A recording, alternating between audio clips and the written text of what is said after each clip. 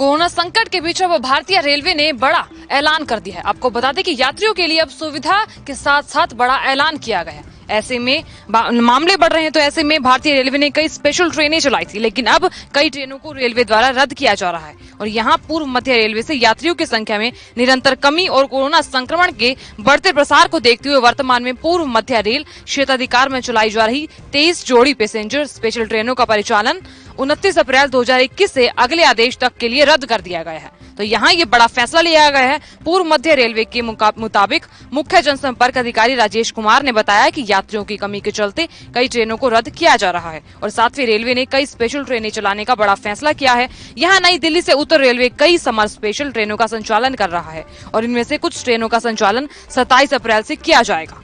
तो यहाँ ट्रेन संख्या 004474 दिल्ली से मुजफ्फरपुर पहुंचेगी और दूसरी 04476 समर स्पेशल ट्रेन नई दिल्ली से भागलपुर पहुंचेगी।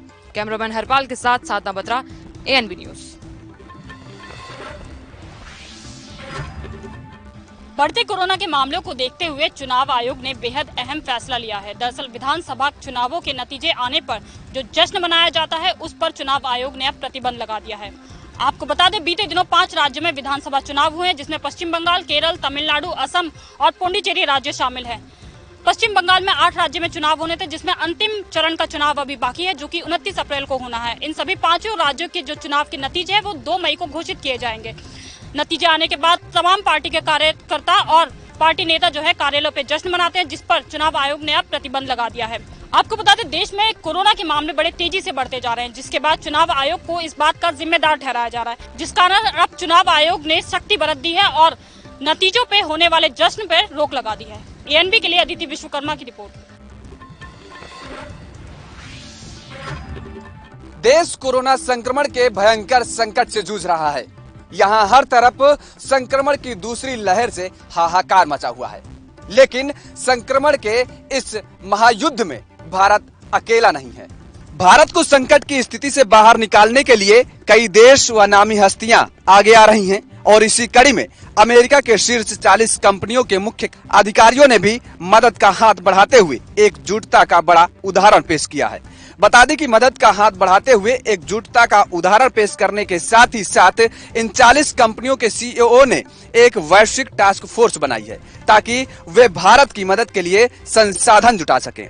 किसी देश में जन स्वास्थ्य संकट से निपटने के लिए बने अपने तरह के पहले वैश्विक टास्क फोर्स को लेकर अमेरिका के विदेश मंत्री टोनी ब्लिंकन ने अपनी प्रतिक्रिया दी है। ब्लिंकन ने ट्वीट करते हुए कहा है कि यह बातचीत दिखाती है कि भारत में कोविड-19 संक्रमण के चलते अमेरिका और भारत अपने विशेषज्ञता और संसाधनों का कैसे इस्तेमाल कर सकता है। ANB न्यूज के लिए हरपाल के साथ मैं योगेश पांडे। बंगाल में विधानसभा चुनाव के आखिरी दौर और आखिरी चरण का प्रचार सोमवार को थम गया, जहां पर 35 सीटों पर 283 उम्मीदवारों की किस्मत का फैसला होगा।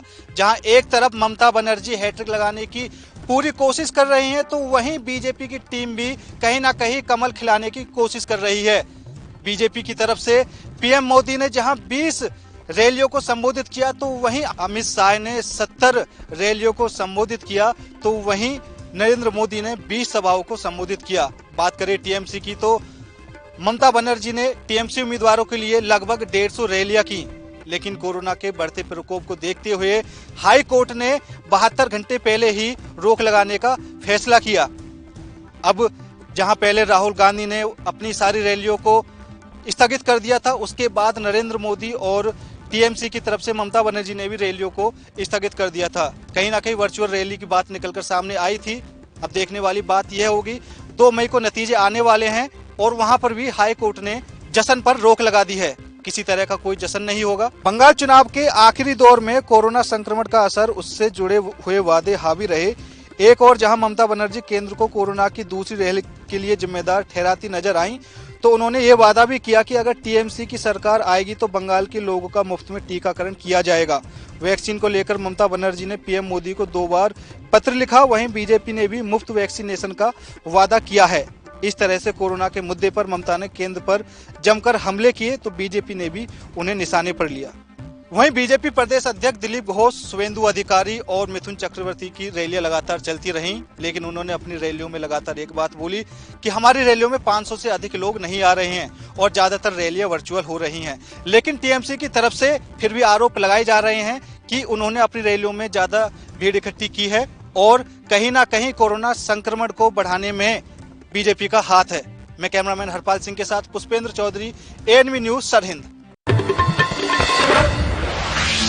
इस समय हम मौजूद हैं बांदा जिले की नरी ग्राम पंचायत में। नरी ग्राम पंचायत में यहाँ इस समय जो है चुनाव जो है चालू होने जा रहे हैं। यहाँ मतदाताओं से हम बात करेंगे किस तरह से किस मुद्दे को लेकर यहाँ जो है चुनाव जो है किस तरह के मुद्दों को लेकर यहाँ मतदान करें। कुछ लोग हमारे साथ मौजूद हैं, उनसे हम बात करेंगे। क्या नाम है आपका? रमेश वर्मा।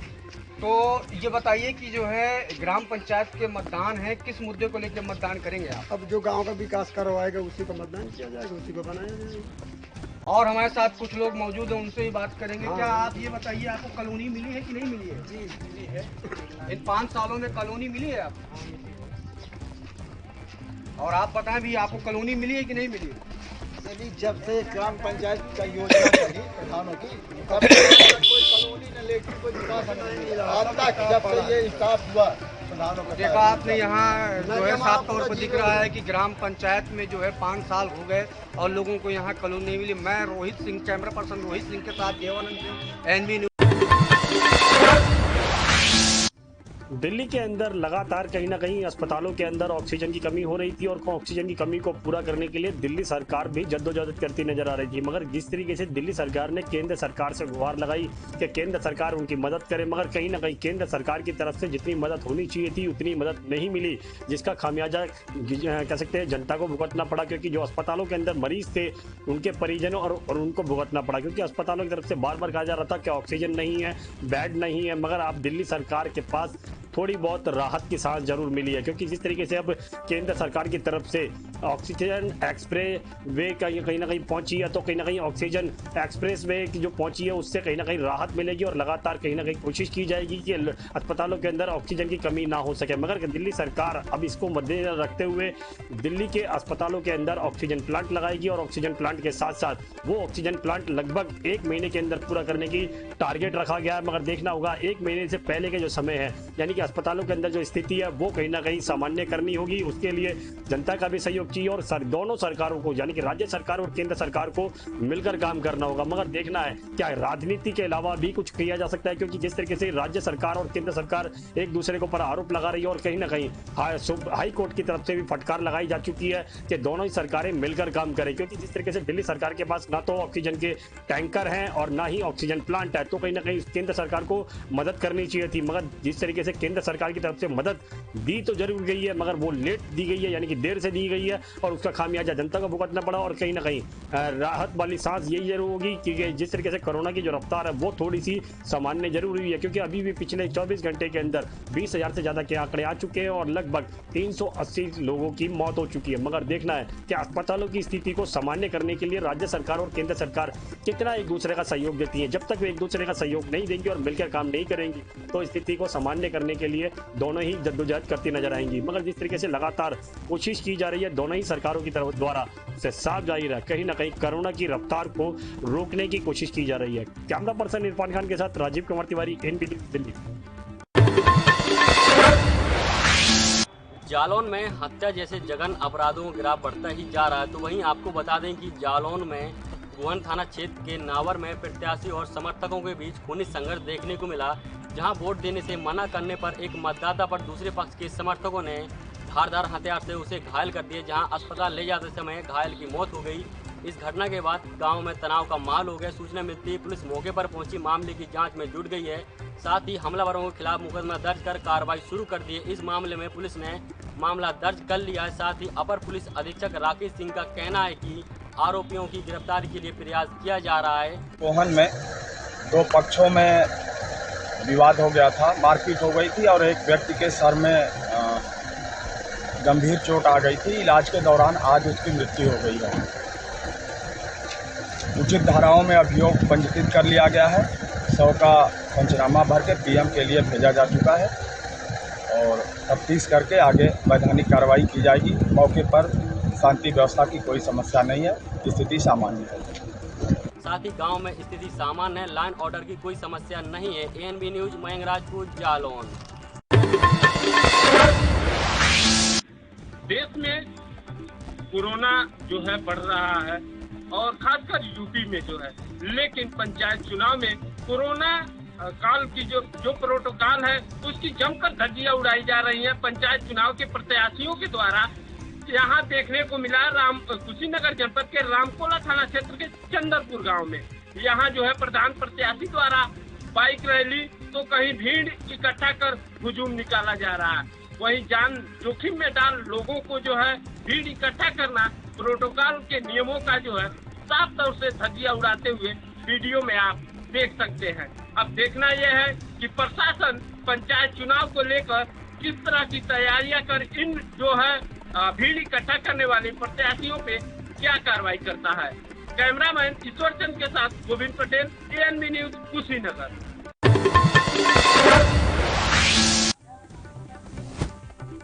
इस समय उपस्थित है मुंबई के जंबो कोविड सेंटर के पास, जहां पे आप देख पा रहे हैं कि लगातार वैक्सीनेशन का काम चालू है। लेकिन जिस तरह से मुंबई में कड़ी धूप है उसके बावजूद भी तमाम लोगों को हुजूम आप देख पा रहे हैं कि लोग अपनी अपनी बारी का इंतजार कर रहे हैं। ऐसे में मुंबई पुलिस और RPI के मुंबई अध्यक्ष रमेश गाटवार लगातार उन पंक्ति में खड़े हुए लोगों को पानी वितरण का काम कर विनती की जाती है, कृपया ध्यान से सुनिए। जिनको टोकन इशू किया गया है उनका आज वैक्सीनेशन होगा। जिनको टोकन नहीं इशू हुआ है वो कल सुबह आके टोकन ले सकते हैं। उनका वैक्सीनेशन आज नहीं हो सकता है। कृपया सब नागरिक ध्यान दें। सेंटर के बाहर लोगों की लाइन लंबी लगी हुई है। लगातार मुंबई पुलिस लोगों को आह्वान कर रही है कि 3000 से ज्यादा यानी कि जिसको टोकन दिया है वो ही लाइन में रहेगा, देखा जा रहा है। तो मुंबई में भीड़ के चलते जो वैक्सीनेशन का काम है वो कहने के अनुरोध हो रहा है। वहीं संक्रमण होने की आशंका को लेकर मुंबई पुलिस और RPI लगातार काम कर रही है।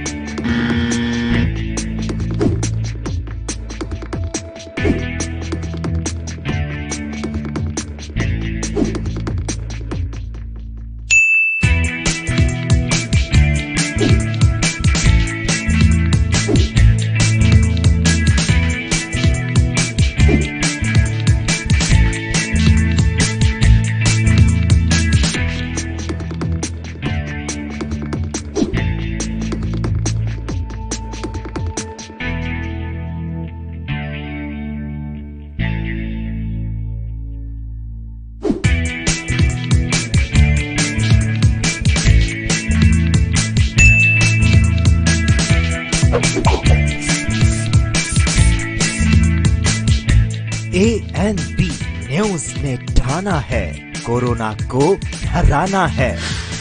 आपके हित में जारी।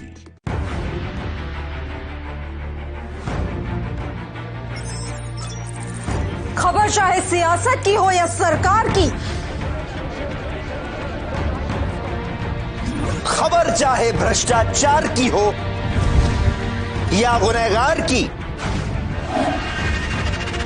दिन भर में क्या रहा देश जगत का हाल, किस मुद्दे ने बनाई किसकी सरकार, रखते हैं हम सब पर नजर, पहुंचाते हैं हम हर खबर। हम हैं ANB न्यूज।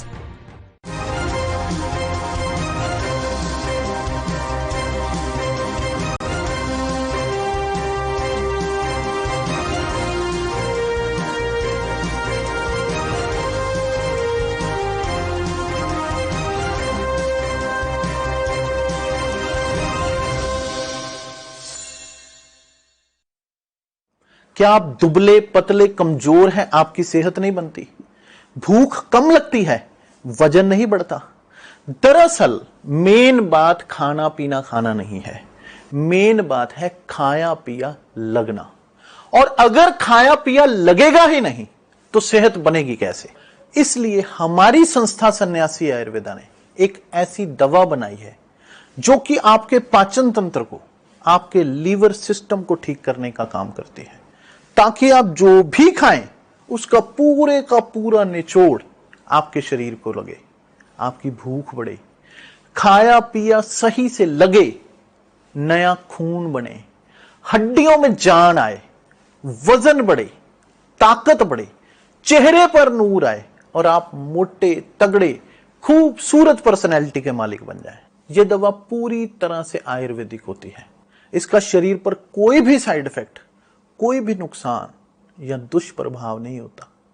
लड़के लड़कियां दोनों इसका इस्तेमाल कर सकते हैं और पहले 15 दिन के अंदर ही आपको इसका असर महसूस हो जाएगा।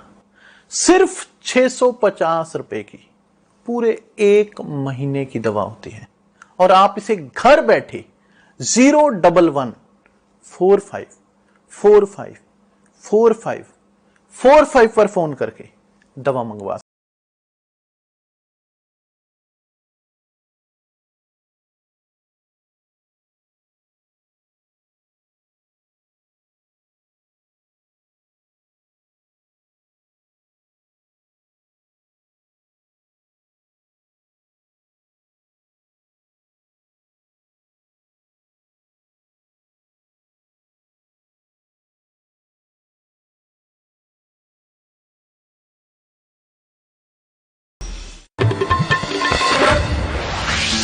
मुंबई से सटे पालघर जिले के तारापुर औद्योगिक क्षेत्र में एक कंपनी है ऑक्सीजन की, जो इस तरह के सिलेंडर लोगों तक पहुंचाती है।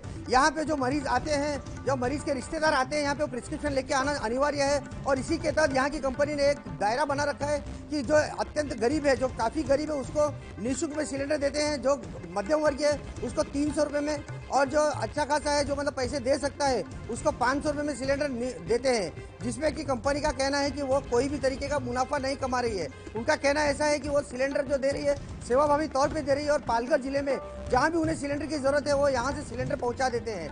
यहाँ पे लोग आते हैं लेने के लिए और अपना सिलेंडर लेके जाते हैं। एडमिट डिस्चार्ज होके आए हैं, उनसे हॉस्पिटल का लेटर और डॉक्टर का नाम वो लेते हैं, उनको ओरिजिनल रेट में देते हैं। और जो गवर्नमेंट का हॉस्पिटल हैं उनको ओरिजिनल रेट में उनको भी देते हैं। हम लोग ज़्यादा पैसा नहीं लेते हैं किसी से, और सेवा कर रहे हैं सबका। और बहुत हिसाब जो मतलब कलेक्टर का आदेश है कि किसी भी को सिलेंडर दो तो उस हिसाब से उसे डॉक्टर का लेटर और हॉस्पिटल का लेटर, डॉक्टर का नाम लिख के दिया करो, मोबाइल नंबर और ड्राइवर का नंबर। सर, आप सिलेंडर फ्री भी देते हैं लोगों को, गरीब आदमी है उससे 300 रुपये लेते हैं, जो ज़्यादा गरीब है उससे कुछ नहीं लेते, ऐसा कुछ आपने घोषणा की है, तो क्या रेट है आपके? रेट हमारा जो है, जो 15 kg का सिलेंडर है उसको 100 रुपये में देते हैं भर के, और जो 7 kg का सिलेंडर है उसको हम 350 में देते हैं। लेकिन जो सिलेंडर की दर है वो दरों के साथ साथ एक सुरक्षा राशि भी देना पड़ती है, जो कि अनिवार्य है, क्योंकि कई बार ऐसा होता है कि सिलेंडर वापस लौट के नहीं आते। इसीलिए सुरक्षा जो रकम है, जो सुरक्षा रकम दी जाती है सिलेंडर की, और उसके बाद ही सिलेंडर दिया जाता है। लेकिन यहाँ पे कोई कालाबाजारी ना हो, इसके लिए इन्होंने जो कलेक्टर ने गाइडलाइंस फॉलो की है उसके तहत वो दे रहे हैं सिलेंडर, क्योंकि उनका प्रिस्क्रिप्शन होना काफी अनिवार्य है। कैमरामैन सुरेंद्र सिंह के साथ आशा शेख, ANB न्यूज, बोईसर। रायपुर करचुलियान थाना अंतर्गत एक महिला ने अपनी 3 वर्षीय बच्ची को प्रेमी के साथ मिलकर मौत के घाट उतार दिया। हालांकि मौके पर पहुंची पुलिस ने महिला और उसके कथित प्रेमी को गिरफ्तार कर लिया है। वहीं पुलिस के द्वारा बताया गया कि परिवार वालों के द्वारा यह थाने में सूचना दी गई कि उसकी मां ने अपनी ही 3 वर्षीय बच्ची को मौत के घाट उतार दिया है, जिस पर पुलिस ने महिला को गिरफ्तार कर लिया है। दरअसल रीवा शहर से 10 किलोमीटर दूर स्थित कोस्टा गांव की रहने वाली महिला अपने प्रेमी के साथ मिलकर अपने 2 बच्चियों के साथ मारपीट करती थी। मारपीट के दौरान एक बच्ची की मौत हो गई। बताया जा रहा है कि महिला का पति कई दिनों से 302 के अपराध में जेल में सजा काट रहा था, जिस कारण महिला का किसी अन्य व्यक्ति के साथ संबंध बन गया और वह अपनी 2 बच्चियों के साथ मारपीट करने लगी। कलयुगी मां का यह चेहरा बेहद ही खौफनाक था। हालांकि परिवार वालों की सूचना पर मौके पर पहुंची पुलिस ने महिला और उसके कथित प्रेमी को हिरासत में ले ली है और आगे की जांच में जुट गई है। यहाँ सूचना आई थी डायल 100 से सुबह, एक बच्ची है, उसकी बॉडी यहाँ पे मिली हुई है कि उसकी मतलब मृत्यु हो चुकी है, आपके यहाँ पे SGMH में रखी हुई है। वो संदेह के दायरे में है, तो उसकी जांच करने आज हम लोग आए थे। पंचनामा कार्रवाई हो चुकी है, अब आगे जांच होती है तो उसमें स्पष्ट होगा कि मृत्यु का कारण क्या था। वहीं परिवार वालों के द्वारा बताया गया कि जब से महिला का पति जेल में गया है तो महिला के द्वारा लगातार अपनी दोनों बच्चियों के साथ मारपीट की जा रही थी, जिस पर आज एक बच्ची की मौत हो गई। वहीं परिवार वाले बच्ची को संजय गांधी अस्पताल ले गए, लेकिन वहां पर भी बच्ची को नहीं बचा पाए। हालांकि पुलिस मामले की जाँच कर रही है। ANB न्यूज के साथ संवाददाता विजय त्रिपाठी, रीवा। मथुरा जनपद के यमुना एक्सप्रेस वे 5/4/2021 की रात्रि को अज्ञात बदमाशों के द्वारा बस को हाईजैक करके लूटपाट की घटना को अंजाम दिया गया था। वहीं पुलिस के द्वारा कई टीम लगाई गई थी और पुलिस को आज एक बहुत बड़ी सफलता हासिल हुई है, जिसमें मुठभेड़ के दौरान 3 लोगों को गिरफ्तार किया है और बाकी लोगों की तलाश जारी है। वहीं मथुरा के वरिष्ठ पुलिस अधीक्षक गौरव ग्रोवर के द्वारा जानकारी देते हुए बताया गया है कि बस को हाईजैक करके लूट की घटना को अंजाम देने वाले 3 लोगों को गिरफ्तार किया गया है और बाकी आरोपियों की तलाश की जा रही है और उन्हें जल्दी से जल्दी गिरफ्तार किया जाएगा। जनपद मथुरा में पड़ने वाले एक्सप्रेसवे पर विगत कुछ दिनों से राहगीरों के साथ लूट की घटना प्रकाश में आ रही थी, जिसमें विशेष रूप से थाना सुरीर में बस में हुई लूट, जिसमें 6 व्यक्तियों द्वारा राहगीरों से लूटपाट की गई थी। इन्हीं सभी घटनाओं के साथ साथ परसों की रात में थाना सादाबाद क्षेत्र हाथरस व थाना बलदेव क्षेत्र में 3 लूट की घटनाएं हुई थी। इन सभी घटनाओं के वादियों से जब बात की गई तो अभियुक्तों का हुलिया व प्रयुक्त होने वाली मोटरसाइकिल एक समान पाई गई। इसी आधार पर एसपी क्राइम और एसपी आर साहब की अध्यक्षता में थाना पुलिस के साथ साथ एसओजी, स्वॉट और सर्विलांस को भी लगाया गया। लगातार एक्सप्रेसवे पर चेकिंग कराई गई। इन सभी घटनाओं के पीछे जो गैंग है उसके 3 मेंबर्स को मुठभेड़ के बाद अरेस्ट कर लिया गया है। इस गैंग का गैंग लीडर योगेश, इसका साथी दुष्यंत और गौरव, इनको अरेस्ट किया गया है। इनके कब्जे से बस लूट से संबंधित 2 मोबाइल व उस घटना में प्रयुक्त हुई अपाचे और पल्सर मोटरसाइकिल बरामद हुई है और नकदी बरामद हुई है। मथुरा से रिंकू शर्मा, ANB न्यूज।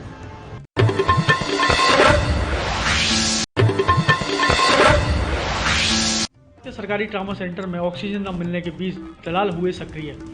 बता दें आपको कि घटना कल देर रात सरकारी ट्रामा सेंटर की है, जहां एक गले की चोट लगने के कारण एक व्यक्ति सरकारी ट्रामा सेंटर में भर्ती था। पुष्पेंद्र नामक वार्ड बॉय द्वारा 8,000 रुपये ठगी का मामला सामने आया है, जो कि 8,000 रुपये लेने के बाद सरकारी अस्पताल में ऑक्सीजन मुहैया कराया गया। परिजनों का आरोप है कि सरकारी अस्पताल में पैसे का कोई लेन देन नहीं होता, लेकिन उसके बावजूद भी मजबूरी में 8,000 रुपये दिए गए। लेकिन जब घटना की जानकारी CMS को हुई, उसके बाद CMS ने वार्ड बॉय पर कार्रवाई करने की बात कही। कहा कि सिलेंडर 25,000 का 15,000 मिल रहा है, आपको मैं 8,000 रुपये में दिया, आप मुझे रुपये दो, यहीं पर सिलेंडर है नहीं। आपको नहीं पता कि ये सरकारी हॉस्पिटल है, यहाँ पैसा नहीं लगता? हमको ये पता होता तो क्यों देते? हम तो गाँव के लोग हैं, इधर पढ़े लिखे भी नहीं है। कौन गाँव? ये सोरावली से गया है। थाना कौन सा लगता है? थाना मटसेना। ये अभी कल ही आप लोगों के माध्यम से मेरे संज्ञान में आया था कि हमारे एक कर्मचारी ने किसी रोगी के परिजन से कुछ इस तरह की अनुचित मांग करी गई है, तो वो मेरे संज्ञान में आया है। उस पर तुरंत ही हम जो है एक्शन लेंगे और उस व्यक्ति को जो समुचित जो है सजा दी जाएगी, ताकि भविष्य में इस तरह की गतिविधि ना हो। कैमरा पर्सन सूरज वर्मा के साथ Sahil Khan, ANB news, Firozabad. Bahraich Lucknow highway पर रोडवेज बस और प्राइवेट बस की आमने सामने टक्कर हो गई, जिसकी वजह से दर्जनों लोग घायल हो गए और 3 लोगों की ऑन स्पॉट मौत हो गई। मौके पर पुलिस बल पहुंच गई और पुलिस ने तीनों शव को पोस्टमार्टम के लिए जिला चिकित्सालय भेज दिया। घायल लोगों को जिला अस्पताल में भर्ती कराया गया, जबकि उनका उपचार ढंग से नहीं हो पा रहा है, परिजनों का आरोप है। रफीकुल्ला खां, ANB न्यूज़, बहराइच। मध्य प्रदेश में जिस कदर कोरोना का संक्रमण लगातार बढ़ रहा है, ऐसे में सबसे ज़्यादा जो फ्रंटलाइन वर्कर हैं, हमारे पुलिस जवान हैं, वो भी लगातार इस कोरोना संक्रमण की चपेट में आ रहे हैं। पूर्व में भी बात करें तो सबसे ज़्यादा अगर डॉक्टरों के बाद किसी का योगदान रहा है तो वो हमारे पुलिस जवानों का रहा है। लगातार पुलिस जवान फ्रंट वर्कर के तौर पर सड़कों पर लोगों की सुरक्षा के लिए मुस्तैद रहा है। ऐसे में एक सबसे बड़ा जो घटनाक्रम होती जा रही है वो लगातार यह है कि प्रदेश में लगातार अब पुलिसकर्मी भी लगातार कोरोना संक्रमण की चपेट में आते जा रहे हैं। इसी को लेकर अगर मध्य प्रदेश की इंदौर की बात करें तो जहाँ अभी तक 111 पुलिसकर्मी भी इस कोरोना संक्रमण की चपेट में आ चुके हैं और करीब 106 लोग इन्हीं में से अपने घरों में होम आइसोलेट हैं। वजह है कि अभी उपरोक्त जो व्यवस्था है, लगातार बेड की कमियां आ रही हैं, जिसको देखते हुए आम जनता को ज़्यादा इन सुविधाओं को मुहैया कराया जा रहा है, जिसकी वजह से पुलिस जवानों को भी बेड नहीं मिल पा रहे हैं, जिसकी वजह से उन्हें गनीमत यह रही कि घरों में ही आइसोलेट होना पड़ा। इसी को देखते हुए आज इंदौर सेल्वी हॉस्पिटल की तरफ से एक बेहद ही सराहनीय पहल की गई, जहाँ पर आज इंदौर के पुलिस अस्पताल का गृह मंत्री नरोत्तम मिश्रा ने शुभारंभ किया, तो वहीं इंदौर के सेल्वी हॉस्पिटल ने इसकी पूरी देख रेख का जिम्मा उठाया है और पुलिस कर्मियों के स्वास्थ्य को देखते हुए उनके पूरे स्वास्थ्य का डॉक्टरों की सेल्वी हॉस्पिटल के पूरी तरह से निगरानी में रहेंगे। और इंदौर के सेल्वी हॉस्पिटल ने अब इन पुलिस कर्मियों को जो कोरोना फ्रंट लाइन वर्कर हैं, इनकी पूरी तरह से स्वास्थ्य की निगरानी और इनके स्वास्थ्य का पूरी तरह से जिम्मा अब डॉक्टरों के हाथ में है। इसी को लेकर आज इंदौर के सेल्वी हॉस्पिटल द्वारा इस कार्यक्रम का माननीय गृह मंत्री नरोत्तम मिश्रा के साथ में शुभारंभ किया गया। अभी हमारे 111 जवान इन्फेक्टिव ने कुल 742 हो चुके हैं अभी तक। इसमें से 5